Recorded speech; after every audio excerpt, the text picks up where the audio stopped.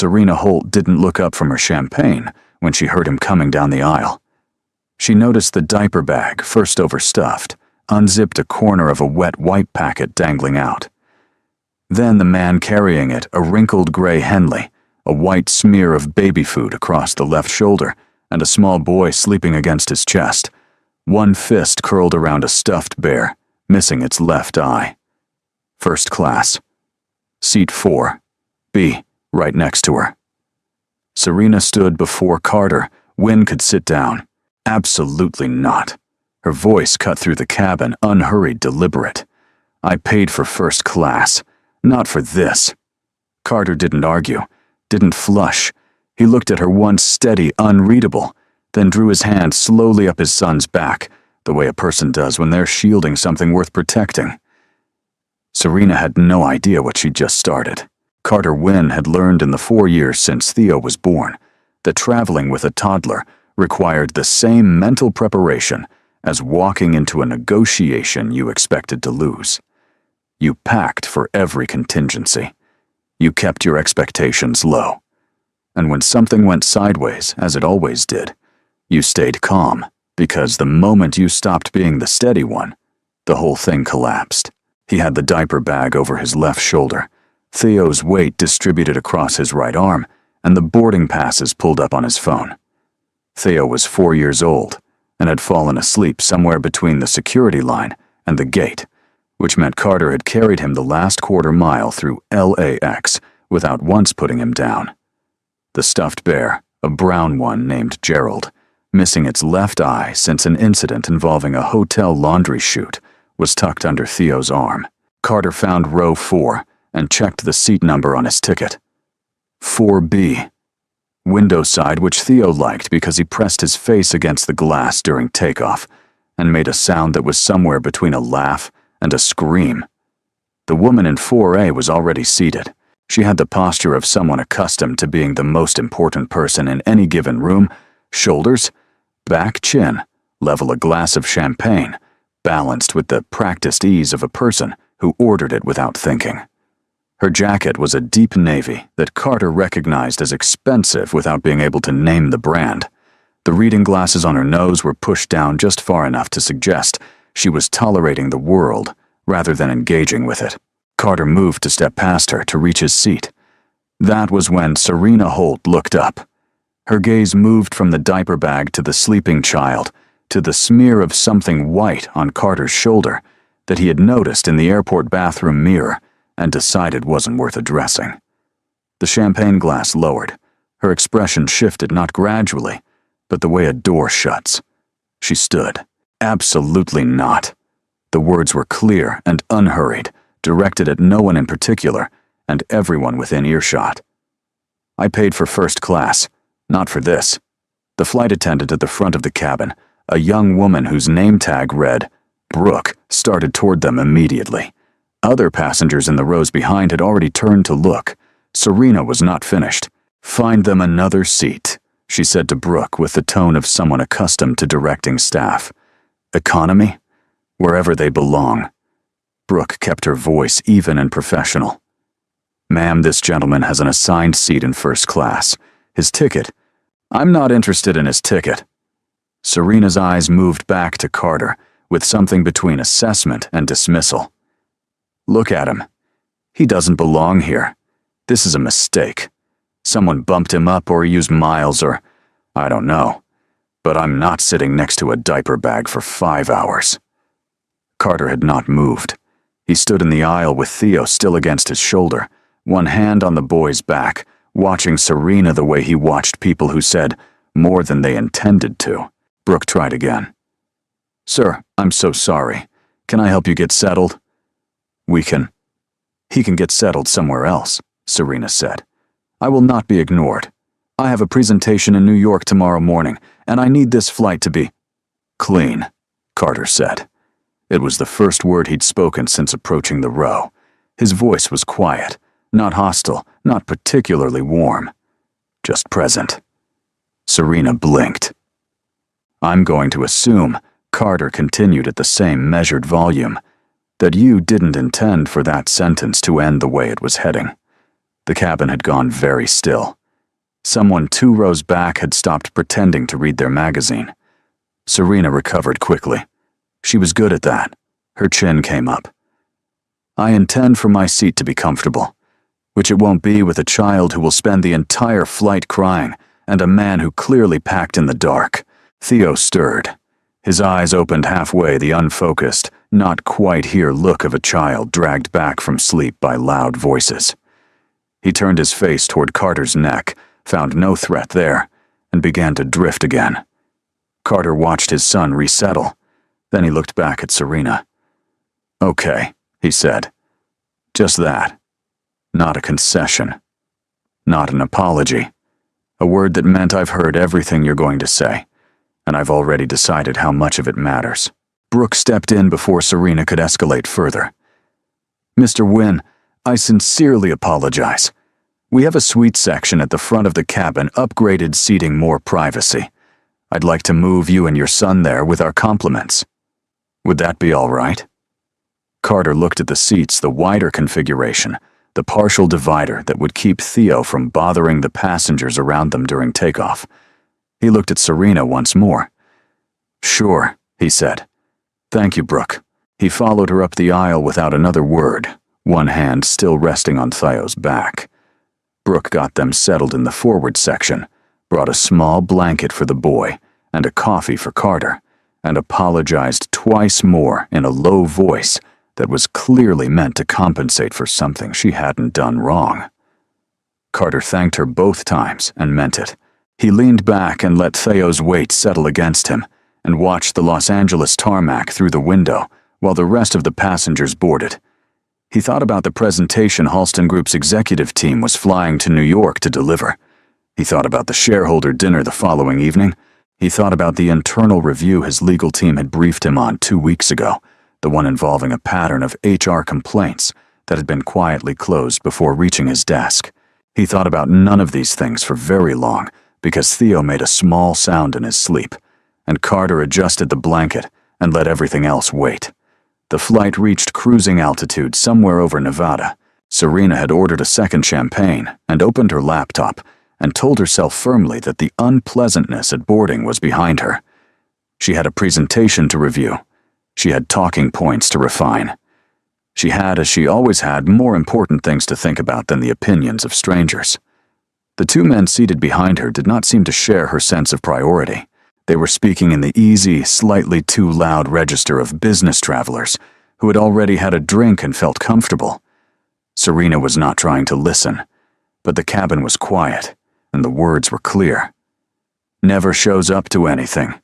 That's the thing about Wynn, completely off the radar. I've worked with 3 Halston properties, and I've never once been in the same room as the man." Serena's fingers stilled on her keyboard. "My contact at the board said he flies commercial. No security, no assistant. Just shows up like anybody else. You could sit next to him and have no idea. That's either very grounded or very strange for someone who controls 75% of the company. Both, probably. He's been different since his wife died. Keeps everything quiet. Takes his kid everywhere." Serena's champagne glass was halfway to her mouth. She set it down. Takes his kid everywhere. She reached for her phone with the careful, deliberate movement of someone who was hoping she was wrong. She opened her browser and typed, "Carter, Wynn Halston Group." The results loaded. The first image was from a real estate industry profile piece 3 years old, formal enough that she almost dismissed it. But the face was not dismissible. The gray Henley, the dark eyes, the particular quality of stillness she had read 20 minutes ago as the dull resignation of someone too tired to argue. Serena put the phone face down on the tray table. She picked it up again, put it down again. The men behind her had moved on to discussing hotel occupancy rates. The plane hummed at 37,000 feet. Somewhere in the forward cabin behind the partial divider, a 4-year-old boy named Theo was probably still asleep against the shoulder of the man who owned 75% of the company that had paid for this seat, this champagne, and the salary that had bought the jacket Serena was currently wearing.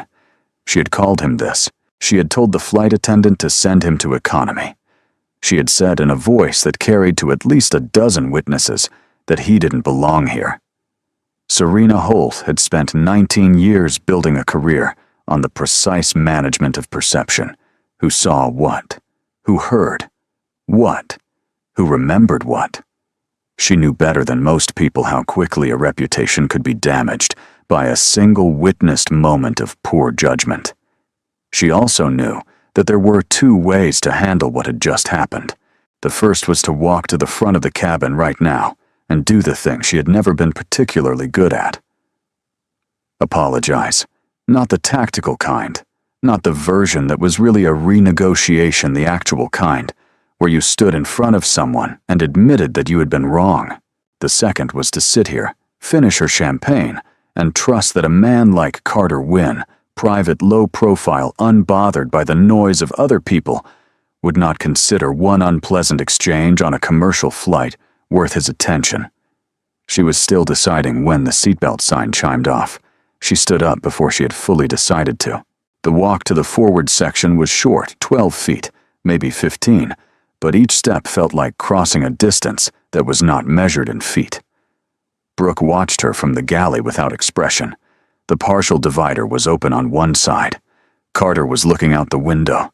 Theo was awake now, working through a packet of crackers with the focused intensity of a child who had recently discovered that crackers existed.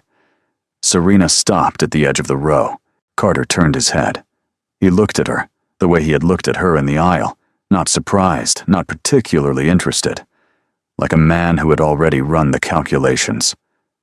"I recognized you when you boarded," he said.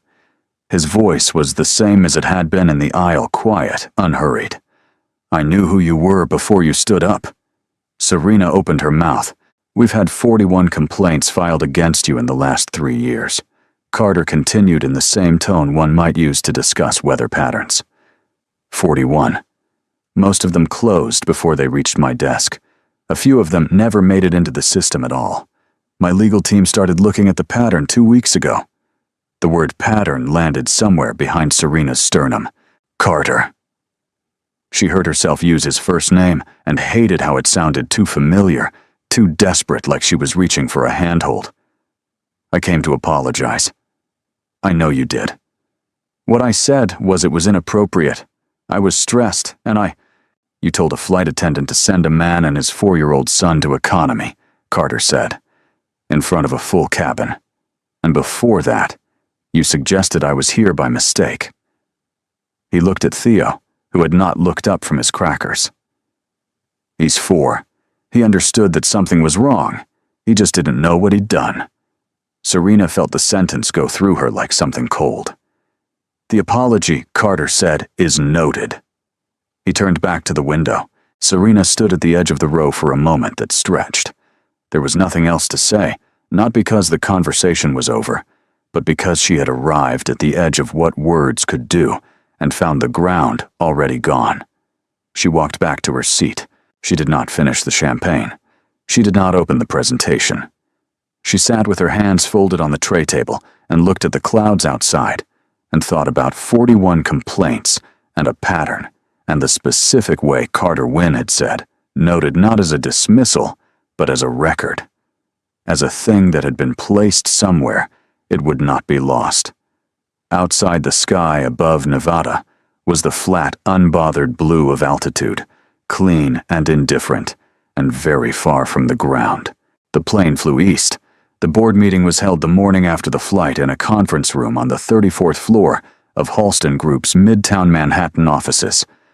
Carter had dropped Theo at his mother-in-law's apartment on the Upper West Side at 7 in the morning, kissed the boy on the top of his head, and taken a cab downtown. He arrived without an assistant, without a security detail, and 11 minutes early. Elena Marcus was already there. She had been Halston Group's chief legal counsel for 6 years, and she had the particular quality of stillness that Carter associated with people who spent their careers knowing things they could not yet say. She had a leather folder open on the table in front of her and a coffee she hadn't touched. "How was the flight?" she asked. "Informative," Carter said. Elena nodded as though this answered something she hadn't asked. She opened the folder. What she laid out over the following 40 minutes was not a surprise to Carter. He had read the preliminary findings, but hearing it assembled in sequence was a different thing from reading it in pieces. 41 complaints over 3 years. Employees who had been quietly managed out after raising concerns. A senior project manager named Diane Carr, who had documented a pattern of targeted exclusion and found herself demoted within 60 days of filing. 2 HR directors who had both left the company within a year of being assigned to Serena Holt's division. And beneath all of it, a layer of non-disclosure agreements, signed quickly structured, to prevent the kind of testimony that could connect the individual incidents into something larger. The board members arrived by 8:30, 7 of them seated around a table that cost more than most people's cars, listening to Elena walk through the same sequence Carter had already heard. When she finished, the room was quiet for a moment. Then Raymond Greer, the longest-serving board member, removed his glasses and set them on the table. "This is a significant exposure," he said. "If any of this becomes public before we've managed the narrative," Carter said, "is that we've been burying complaints about a senior executive for 3 years." Raymond looked at him. "I'm aware of what it is, Carter. I'm talking about sequencing." "We open a formal ethics investigation," Carter said. "Today. Not next week, not after the shareholder dinner. Today." The vote was 5-2 in favor. The dissenting votes belonged to Raymond Greer and a board member named Philip Morse, who had joined the board the same year Serena had been promoted to senior vice president. Carter noted both names and said nothing about them. Elena filed the investigation paperwork before noon. Serena Holt was formally notified by 2 o'clock. By 3, Carter's assistant had confirmed that Diane Carr had been located and was willing to speak with legal counsel. By 4, Brooke Callahan, the flight attendant from that morning, had left a message with Elena's office, indicating that she had witnessed the exchange on the aircraft and was prepared to provide a formal statement. Carter took Theo to dinner that evening at his mother-in-law's kitchen table. They had pasta. Theo ate approximately 40% of his serving and redistributed the rest across the table in a pattern that seemed to satisfy some internal geometry. It looked for a few hours like the thing was going to be straightforward. It wasn't. Carter found out at 6:15 the following morning when Elena called. She didn't say good morning. "The server files are gone," she said. "Someone accessed the internal HR system at 2:17 this morning using an administrative credential. Everything connected to the Holt investigation, the complaint records, the NDA documentation, the internal correspondence, it's been wiped. The IT team is trying to reconstruct from backups, but the backups were also accessed. Someone knew exactly where to look." Carter was standing at the window of his hotel room, looking at the Hudson catching the early light. "Diane Carr called me an hour ago," Elena continued. "She received an anonymous text message last night. It included photographs of her daughter's school and her home address. She's withdrawing her statement. She's not returning my calls." The light on the Hudson was very clean. A barge moved across it, slowly heading south. "Brooke Callahan was suspended this morning," Elena said. "The airline's HR department cited a policy violation, unauthorized disclosure of passenger information. The timing is not a coincidence." "No," Carter said. "It isn't." "There's one more thing." Elena's voice shifted, not softer, but more careful. "There are news items running this morning on 3 different financial outlets, all published within the last 2 hours. The story is that you're using your ownership position to retaliate against a senior employee following a personal dispute on a commercial flight. One of the pieces describes you as, and I'm reading directly, erratic and emotionally compromised since the death of his wife." Carter did not say anything. "The sourcing is anonymous in all 3 cases," Elena said, "but the details are too specific for it to be anything other than someone with internal access. Someone who knew about the investigation before the board vote was even finalized." "Philip Morse," Carter said. "Possibly. But Morse doesn't have the operational reach to pull server files and coordinate a press strategy in the same 12 hours. Elena let a beat pass. Preston Hale does. Preston Hale had been Halston Group's interim CEO for 14 months, stepping in after Carter had made the deliberate choice to step back from day-to-day operations following his wife's death. Preston was 62 years old, well regarded in the industry, and had been Serena Holt's professional sponsor for the better part of a decade, the person who had championed her promotions, absorbed her complaints, and quietly ensured that the right doors stayed closed to the right people. Carter had always found Preston a little too smooth. He had filed the observation away and not acted on it, which was the kind of mistake that was easy to make when you were trying to be a good father and running a company at the same time. "Get me everything you have on Hale," Carter said. "Not just what's connected to Serena, everything." The board meeting that afternoon was a different room than the one from that morning. The members who had voted in favor of the investigation 24 hours ago were now seated with the particular stiffness of people who had received phone calls they didn't enjoy. Raymond Greer had his glasses on this time. Philip Morse had brought a lawyer. The press coverage had moved fast. By midday, the story had migrated from financial outlets to general business news. Carter Wynn's name was attached to words like vendetta and misconduct, in headlines that were carefully worded to avoid direct accusation, while implying it clearly enough. Two large institutional shareholders had reached out to the board, directly expressing concern about leadership stability. Serena had filed a federal lawsuit by noon. The complaint alleged abuse of authority, targeted retaliation, and hostile use of ownership power against an employee following a personal altercation. Her legal team had moved too quickly for a lawsuit that size to have been drafted in response to yesterday's board vote. Carter noted this. The filing had been prepared in advance before the ethics investigation had even been formally opened, which meant the plan had existed before the investigation gave it a pretext. The board meeting lasted 90 minutes. No new votes were taken. 3 members called for a delay in the ethics investigation, pending review of the press coverage and the shareholder concerns. Carter listened to all of it, asked 3 questions, and left when it was over. He walked out of the building and into the early evening noise of midtown cabs and jackhammers, and the specific low roar of a city that did not adjust its volume for anyone's bad day. Reporters had gathered on the sidewalk, which meant someone had told them when the meeting ended. He kept walking. Theo's hand was in his. Carter had picked him up from his mother-in-law's at 5, telling himself the boy needed to see him, knowing also that he needed to see the boy. Theo was looking up at the cameras and the microphones with the frank curiosity of a 4-year-old who had not yet learned that attention was sometimes a bad sign. "Bud," Carter said. Theo looked up at him. "You doing okay?" "Yeah," Theo considered.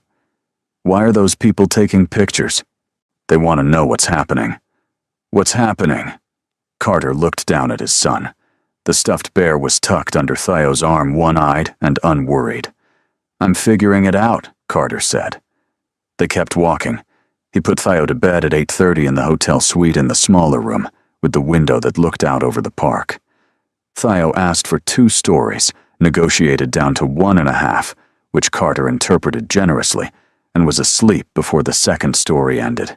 Carter went back to the main room and sat by the window. Manhattan at night was the same city it was during the day, just louder about being itself. The lights ran in every direction, indifferent to what was happening in any particular room, in any particular life. He thought about his wife. Her name had been Claire, and she had been, among other things, the person who told Carter the truth when he was wrong, not gently, not as a performance of honesty, but in the way of someone who considered it a form of respect. She had told him more than once that his habit of staying quiet when he should speak was not patience. It was avoidance wearing patience's clothes. Silence isn't strength, she had said. It's just easier. And easier isn't always right. He thought about Diane Carr, who had documented something real and spent 3 years watching the documentation disappear. He thought about Brooke Callahan, who had done her job on that flight with more grace than the situation deserved, and had been suspended for it within 18 hours.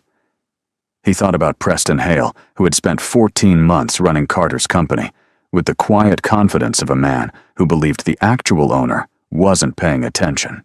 Carter picked up his phone and called Elena. She answered on the second ring. "Tell me about the passenger manifest," he said. "The flight yesterday. Who else was in first class?" Elena pulled it up. She read through the names. Carter stopped her at one. "Walter Grant," he said. "What do you know about him? Give me a minute." The sound of typing. Cybersecurity attorney, based in San Francisco. Partner at a firm that handles digital evidence and data integrity cases. He was seated in first class, row 6. "Row 6, Carter said. "Behind Serena, in front of the two men who were talking about me." "Yes." "Call him," Carter said. Walter Grant called back 40 minutes later. He had a careful, precise way of speaking that Carter recognized as the habit of someone who had spent years deciding which words to commit to. He confirmed that he had been on the flight. He confirmed that he had witnessed the exchange at row 4. And then he said something that shifted the entire geometry of the situation. "I record everything," Walter said. "It's professional habit.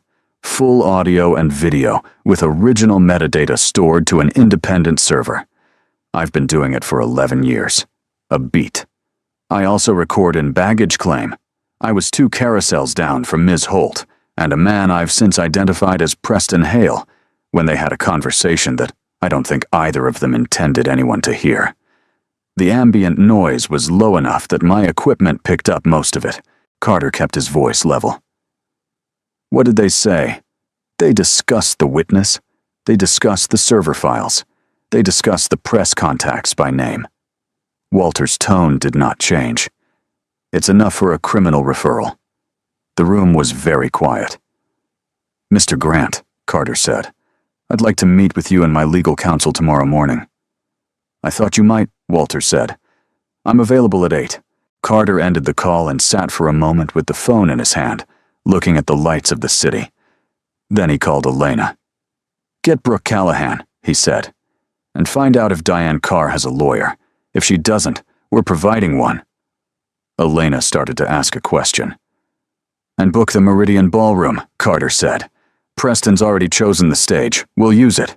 He set the phone down on the windowsill and looked out at Manhattan for a long time, thinking about his wife, thinking about a 4-year-old boy asleep in the next room who had asked what's happening and deserved eventually a real answer. "I'm figuring it out," Carter had said. By 9 o'clock that night he had. The meeting at 8 the next morning happened in a corner suite on the 26th floor of Carter's hotel. Walter Grant arrived exactly on time, carrying a laptop bag and a coffee he had bought himself. He was the kind of man who made no particular impression until he started speaking, and then you understood why people hired him. Elena was already at the table. Brooke Callahan had flown in the previous evening on a red-eye. Carter had arranged the ticket, and she had not argued about it, which told him something about the state she was in. Diane Carr joined by video call, her face tight and careful, a lawyer Carter's firm had retained, sitting just off screen. Walter opened his laptop and connected it to the room's display screen. "I'm going to play the baggage claim audio first," he said. "Then the flight footage. I want you to hear the end before you hear the beginning, because the end is what tells you what the beginning was." No one disagreed. The recording from Carousel 4 at JFK was 43 seconds of ambient airport noise, with 2 voices cutting clearly through it. Preston Hale's was the lower one, measured deliberate, the voice of a man who was confident he was not being recorded. Serena's was higher, with an edge of urgency that she had clearly been trying to suppress. Preston's voice came through the speaker. "The server access happens tonight. By morning, there's nothing to reconstruct. Diane Carr is the only witness with documentation handle that. The press contacts are already lined up. By the time he realizes what's gone, the story will already be running. Serena and the flight attendant Preston already handled. HR will process it as a policy violation. She won't have standing to testify. 43 seconds. Then the sound of luggage carousel machinery and a gate announcement in the background, and then nothing. The room was quiet. Brooke was looking at the table. Her jaw was set in the way of someone who had been angry for long enough that the anger had become structural.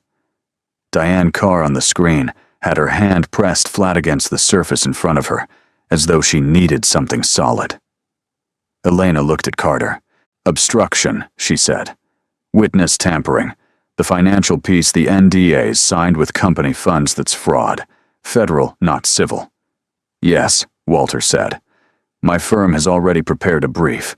We can have it to the U.S. Attorney's Office by end of day." Carter looked at the frozen frame on the display screen, the timestamp from the baggage claim recording the carousel number, the exact coordinates of a conversation that Preston Hale had been certain would never be heard. "Send it," Carter said.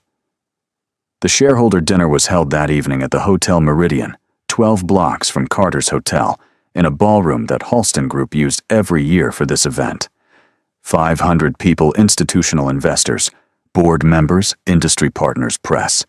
The kind of room where decisions were made by implication and reputation was the only currency that actually mattered. Preston Hale had announced through the board's internal communications channel that he would be addressing the shareholders directly regarding recent media coverage and leadership concerns. He had framed it as a stability message. Everyone in the room understood it as something else.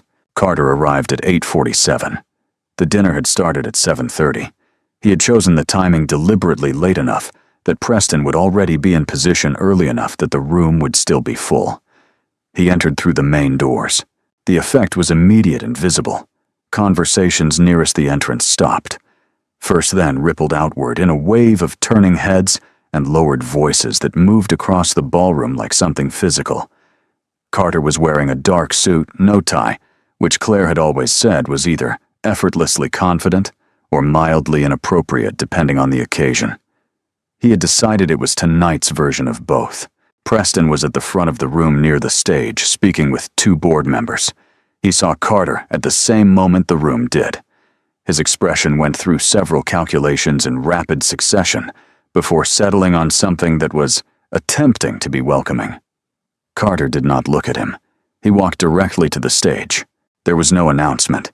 He simply stepped up, and the room adjusted to it, the way rooms adjust to people who move as though they belong somewhere, not with arrogance, but with the specific gravity of a person who has already decided what they're going to do. He picked up the wireless microphone from the podium. "I'll keep this short," he said. "I know you've all been reading the coverage this week. I'd like to show you something that didn't make it into any of those articles." The display screen behind the stage, normally used for Halston Group's annual performance slides, came to life. Elena was managing the feed from a laptop at a table near the wall. The first thing the room saw was the footage from the aircraft.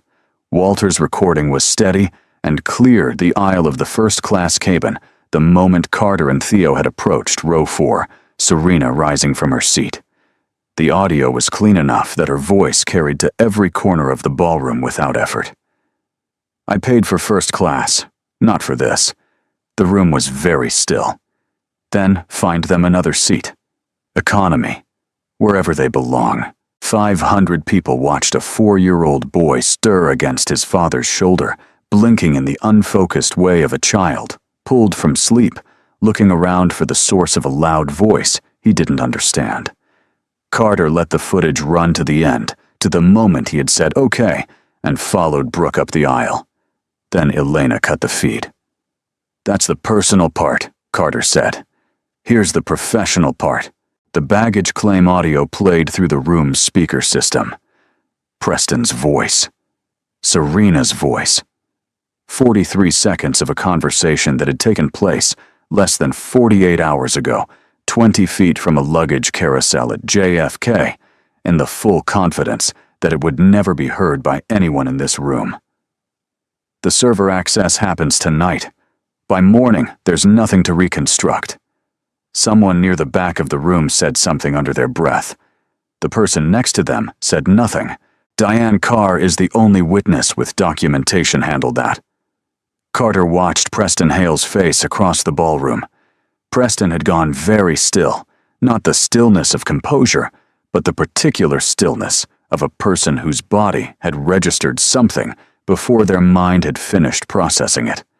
By the time he realizes what's gone, the story will already be running. The audio ended. Carter set the microphone down on the podium, not in the stand, but flat on the surface, as though it was a document he'd finished reading. "Elena," he said. Elena nodded at the two men standing near the ballroom side entrance. They were federal agents, and they had been standing there for 11 minutes, waiting for the audio to finish playing before they moved. They crossed the ballroom floor in the silence of 500 people who had stopped breathing at approximately the same moment. Preston Hale watched them come. He looked in those final seconds, like a man trying to remember if he'd made any other arrangements he'd forgotten to account for. He hadn't. The agents reached him as Carter stepped down from the stage. The room erupted not into chaos, but into the specific controlled noise of 500 people processing something they had not expected and would be discussing for years. Phones came out. Voices rose. Journalists who had been invited as press guests were already typing. Carter moved through the room without rushing.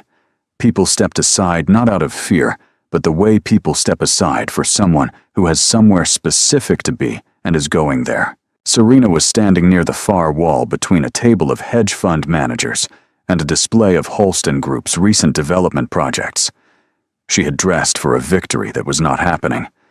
She watched the federal agents cross the room, and something in her posture, that long-practiced architecture of confidence, came apart in a way that was not dramatic, but was very complete. She started toward the microphone. Carter reached it first. Then she changed course and walked toward him instead. The people around them moved back without being asked. Serena stopped 3 feet away.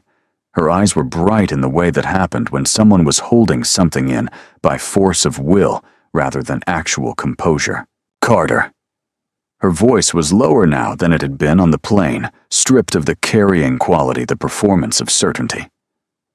"I'm sorry. I'm genuinely sorry. What I said on that plane, I didn't know who you were. I know that's not an excuse, but I need you to understand that You're right," Carter said. "It's not an excuse." Serena stopped. "You've been saying that for 19 years, Carter continued. "To every person who filed a complaint and watched it disappear. To every employee you decided didn't fit. You didn't know who I was on that plane, which means you didn't think it would cost you anything." He looked at her steadily. "That's the part you're sorry about." Serena's mouth opened. Nothing came out. "You're not sorry for what you did," Carter said. "You're sorry because I turned out to matter more than you thought." He held her gaze for a moment, not with anger, not with satisfaction, but with the particular clarity of someone who has said the true thing and has nothing to add to it. Then he walked away. The legal proceedings moved quickly after that night, as they tend to when the evidence is clean and the witnesses are no longer afraid. Preston Hale was charged with obstruction of justice, witness tampering, and financial fraud. The 14 non-disclosure agreements he had signed, using Holston Group funds, money that had never appeared in any line item Elena's team could find without looking for it, became the financial fraud component of the federal case. His attorneys entered a not guilty plea. Most people who had worked with Preston for any length of time did not find the plea convincing. Serena Holt was terminated from Holston Group within 72 hours of the shareholder dinner.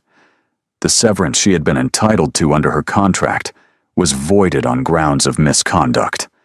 The federal lawsuit she had filed against Carter was withdrawn by her own legal team 2 weeks later, once Walter Grant's evidence had been formally entered into the legal record, and the calculus of the case had changed entirely. The civil suits came after 7 of them filed by former employees whose complaints had been buried over the years. Diane Carr was among them.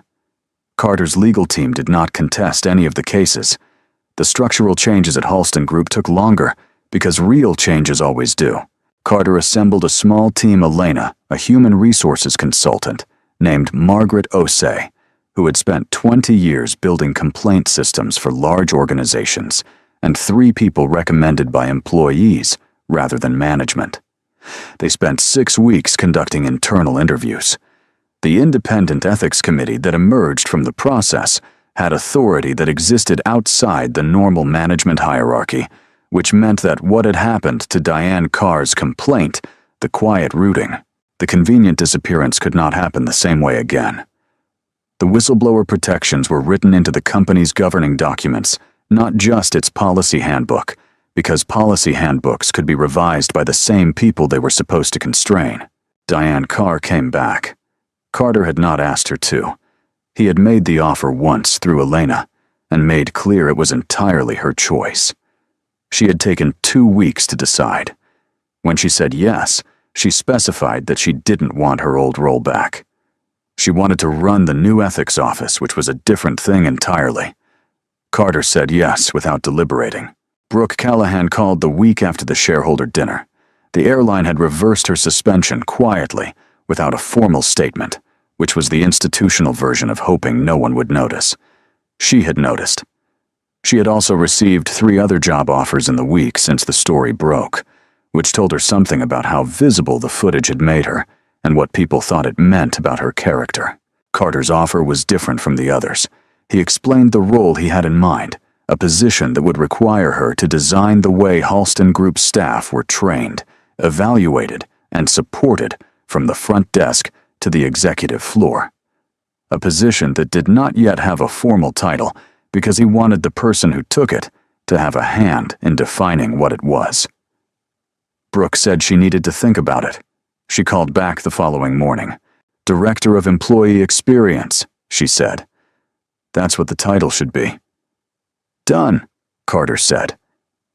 3 weeks after the shareholder dinner, Carter and Theo flew back to Los Angeles. It was a Tuesday morning flight, earlier than Carter preferred, because Theo had a standing playdate on Tuesday afternoons that he treated as a non-negotiable appointment, and Carter had learned not to negotiate with it. The diaper bag was the same one, the overstuffed, perpetually unzipped one with the wet white packet corner always threatening to escape. Carter had meant to replace it for 6 months and kept not getting around to it. Theo had Gerald under one arm and a new package of crackers that he had selected himself at the airport newsstand, with the gravity of someone making a significant financial decision. They settled into their seats, first class because Carter had stopped second-guessing that particular choice. The cabin filled around them the usual population of business travelers, a family with a teenager who had headphones in before the door was closed, a man in a window seat reading a paperback novel with the focused contentment of someone who had nowhere else to be. The man in the aisle seat next to Carter was somewhere in his 50s, with the comfortable, unhurried look of someone who traveled frequently and had long since made peace with it. He glanced at Theo, at Gerald the one-eyed bear, at the cracker package that Theo was now examining with suspicious attention. The man smiled. "How old?" he asked. Carter looked at his son. Theo had looked up at the question with the frank, assessing gaze of a 4-year-old, determining whether a stranger was interesting. 4, Carter said, and very opinionated about crackers.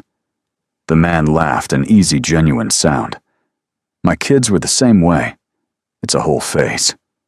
Theo, having completed his assessment, held the cracker package toward the man with the solemnity of someone offering a significant gift. The man looked at Carter. "He's being generous," Carter said. "You can take one." The man took one. Theo approved of this. He settled back against Carter's arm with Gerald and the crackers and the particular contentment of a child who had made a new friend and considered the social work complete. Carter leaned back.